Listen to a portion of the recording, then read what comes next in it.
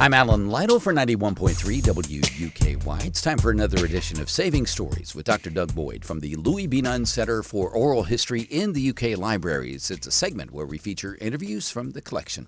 Good day to you, Doug. It's good to be here. Doug, April is National Donate Life Month, and we're dedicating this segment for that. As the director of the Nunn Center, I get to interview lots of different people. But the interviews we're going to feature today are different. The interviews are with two personal friends of mine who I've known since childhood, Dan Becker and Laura Ottaviani Ciccone. Like a lot of childhood friends, we all went in different directions, but years later, our lives reconnected through something extraordinary, a kidney transplant between friends. Laura donated her kidney to Dan. I was incredibly fascinated by the idea of documenting this from both perspectives. Since they were both friends, I said, why not? So let's start off. For Dan, kidney disease was never abstract. It shaped his life from the very beginning. So let's hear from Dan. I was born with a congenital birth defect where my ureters never reached my bladder. So they did about 9 or 10 reconstructive surgeries. They didn't think I'd live after I was born, like the day I was born. Dan had had his first kidney transplant when he was 9 years old. He later had more transplants. But by his early 50s, he needed another one.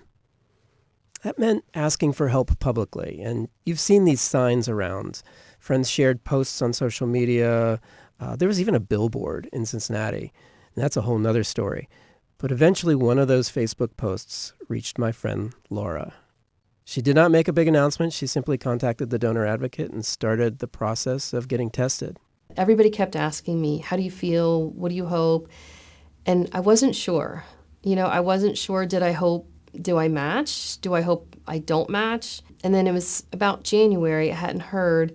So I emailed Bree and I said, I hope I'm not bothering you. I just haven't heard. I'm thinking it might be, no news is bad news in this case. She called me back within a few hours and she said, you're wrong. I had just pulled your file to call you. You did match. But matching was only the first step. Laura still had months of testing ahead of her to make sure she could safely donate. And Dan was waiting, hoping this would all work. But the time surgery day arrived, both families had gathered. They had shared meals. They knew what was coming. And Dan describes that morning almost like a ceremony. It felt almost like a marriage kind of thing. Like, It really did, and we had a 7:30 a.m. ceremony. That's right. And nobody really was invited. Right. It's a small wedding. I love that. Laura went in first, maybe 5 or 10 minutes early. So we took pictures because I could see her get wheeled by. So they stopped the bed. And I had conducted an interview with both Laura and Dan individually before the surgery, but then I interviewed them together after the surgery. The focus then had shifted to recovery, medications, monitoring, healing, but something else had shifted too. There was this new sense of responsibility and relationship between the two of them. And I kind of feel like it's a vow, like I promise to take care of this kidney to the best of my ability, just to keep it hydrated and be aware of my physical health. And I hope when I reach out to you and ask how you're doing, it's not like, are you taking care of my kidney? It's truly, how are you? Yeah.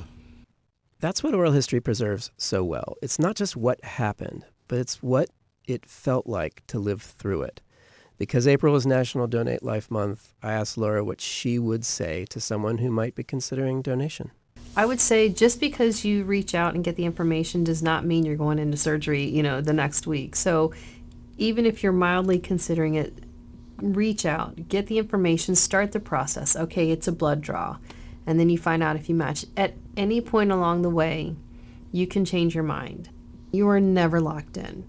So if you have any thoughts about doing it, start the process for sure. And Doug, this entire story is beautifully told on your podcast, The Wisdom Project.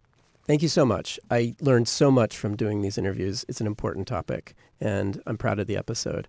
The podcast is available wherever you get your podcasts, whether it's Apple Podcasts, Spotify, or even YouTube these days. And we will see you next time on Saving Stories.